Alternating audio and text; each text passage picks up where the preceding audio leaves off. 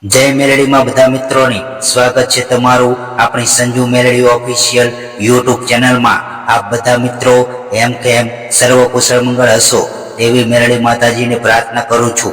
મિત્રો, સિકોતર માતા ધૂણવા આવે એટલે રડવા લાગે છે। સિકોતર અને બાળ સિકોતર એ કોણ હોઈ શકે? આ પણ તમારા મનમાં પ્રશ્ન ઉદ્ભવતો હશે। બાળ સિકોતર અને સિકોતર એ તમારા પૂર્વજ પણ હોઈ શકે।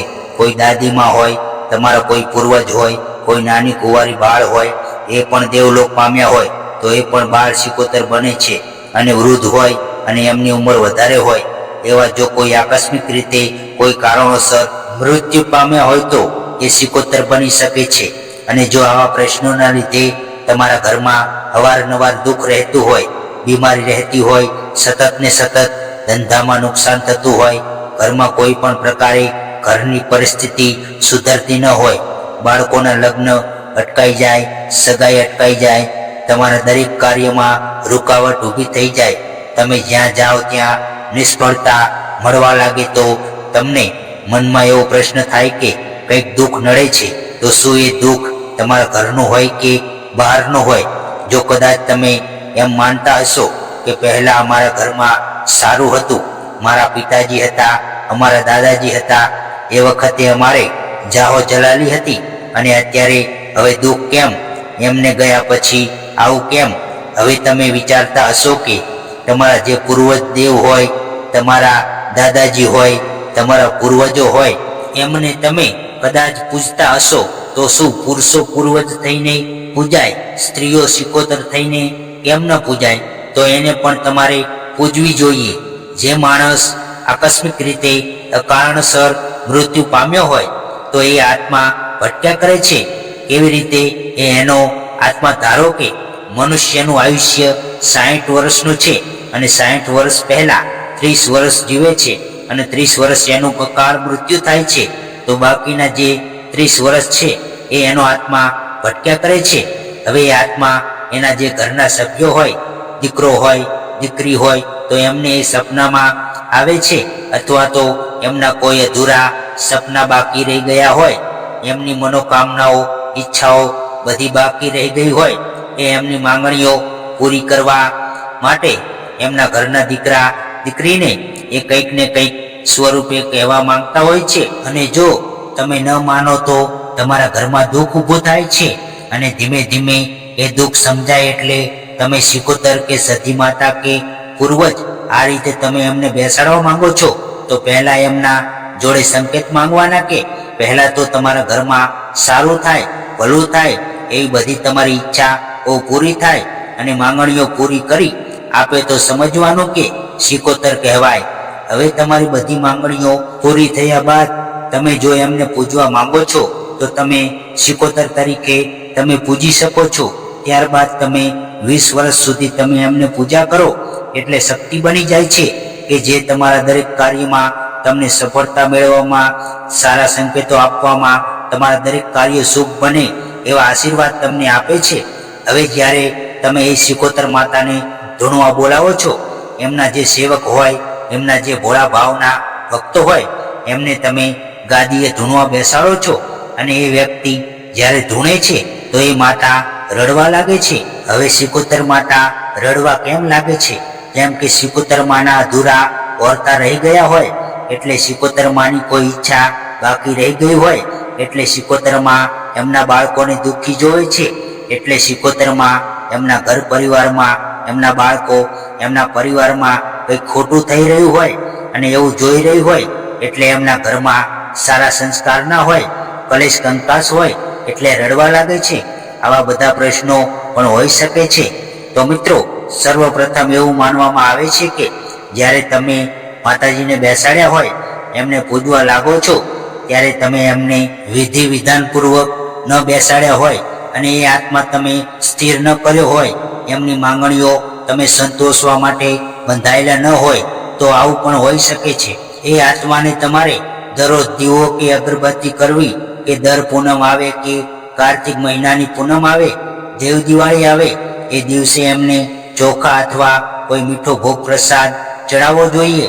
ખાસ કરીને તો ચોખાનો જ પ્રસાદ હોય છે। આવું માનવામાં આવે છે કે 12 મહિનામાં એક વખત તમે એમને જમાડો એટલે માતાજી રાજી રાજી થઈ જાય છે, પણ જ્યારે તમે એમને જમાડો છો એ ભાવ શુદ્ધ હોવો જોઈએ. મિત્રો, સિકોતર માતાજી ધૂણવા આવે તો રડવા લાગે છે તો સમજવાનું કે રાજી નથી થયા, તો એ માતાજી તમારા ઘરમાં એવું કંઈક ખોટું જોઈ રહ્યા હોય, તેનાથી એ દુઃખી થતા હોય. કેમ કે એમના બાળકો દુઃખી છે, એમના બાળકો ખોટા રસ્તે છે, એમના બાળકોને કંઈક ને કંઈક નાની મોટી ભૂલ કરે છે, એનાથી દુઃખી છે એટલે રડવા લાગે છે. એમને બધી ઈચ્છાઓ પૂરી નથી થતી. દરેકની માતા પિતાની એવી ઈચ્છા હોય છે કે મારા બાળકો સુખી રહે, મારા બાળકો સારા સંસ્કાર લઈને ભણી ગણીને હોશિયાર થાય, સારા માર્ગે રહે. દરેક માતા પિતાની આવી ઈચ્છા હોય છે. પણ જો એવી ખોટી જગ્યાએ ફસાઈ જાઓ છો, ભરમાઈ જાઓ છો, અંધવિશ્વાસમાં આવી જાઓ છો, તો તમારા માતાજી નારાજ થાય છે અને રડવા લાગે છે. કારણ કે તમે ખોટા કર્મ કરો છો. એટલા માટે હવે જો કદાચ તમારી માતાજી રડતી હોય તો એને શુદ્ધ ભાવથી જમાડવા, ખોટી ખોટી નમન કરવા, તમારી ભૂલ ચૂકની માંગણી કરવી અને માતાજી રાજી રહે, પ્રસન્ન રહે એવા ધર્મના જનહિતના કલ્યાણના કર્મ કરવા. કોઈ એવા કર્મ થકી તમારી માતાજી રાજી રહે, પ્રસન્ન રહે એવા કર્મ તમારે કરવા જોઈએ. મિત્રો, તમે બહુ સુખી છો, તમારા માતાજીને તમે રાજી પણ રાખો છો, પણ જો તમારી કળની કુંવાસીને તમે રાજી ન રાખો, તમારા ઘરે મા દીકરી આવે, તમારી પોતાની બહેન આવે, ભાણેજડો આવે, પણ જો તમે એને રાજી ન રાખો તો પણ સિકોતરમાં દુઃખી થાય છે અને રડવા લાગે છે. કારણ કે તમે પોતાના જ નથી થતા તો બીજાના તમે શું થવાના? એટલા માટે એ દુઃખથી પણ રડવા લાગે છે. બીજું મિત્રો એવું હોય છે કે તમારા કોઈ એવા કર્મોથી, તમારા પૂર્વજના કોઈ એવા કર્મોથી કોઈ બહારનું દેવ તમારા જોડે ન્યાય લેવા આવ્યું હોય અને તમે એને સીધી રીતે ન્યાય વ્યવહાર નથી આપતા, તો તમારા માતાને પણ દુઃખ થાય છે. કારણ કે તમે અનિતિથી પડાવીને લાવ્યા છો, ખોટા કર્મોથી કંઈક વસ્તુ લાયા છો, અથવા તમે કોઈને ઝઘડો કર્યો છે, બોલચાલ થઈ છે, કોઈ પ્રશ્ન એવો મેણો માર્યો હોય છે, તો એવા વ્યવહાર લેવા માટે કોઈ બહારનો દેવ તમારા જોડે આવે છે, તો તમારી સિકોતર માતા ઊભી રહે છે. અને જ્યારે તમે પ્રશ્ન કરો છો, ધૂણવા બેસો છો, કંઈક જોડાવા જાઓ છો, ત્યારે એ સિકોતરમાં રડવા લાગે છે. કારણ કે મારા બાળકો મારા કહેવામાં નથી અને બીજાનું દુઃખ વારીને લાયા છે. તો કોઈ પણ માતા પિતા હોય, પોતાનું બાળક જ્યારે કોઈ ખોટું કામ કરે છે તો ઠેસ ઠપકો માતા પિતાને સાંભળવો પડતો હોય છે. જ્યારે માતા પિતા ઠેસ ઠપકો સાંભળે તો એને બહુ દુઃખ થાય છે કે મારી પેઢીમાં, મારા પરિવારમાં આવું કેમ? એટલે એને દુઃખ લાગે છે. એટલે એ સિકોતર માતા રડવા લાગે છે.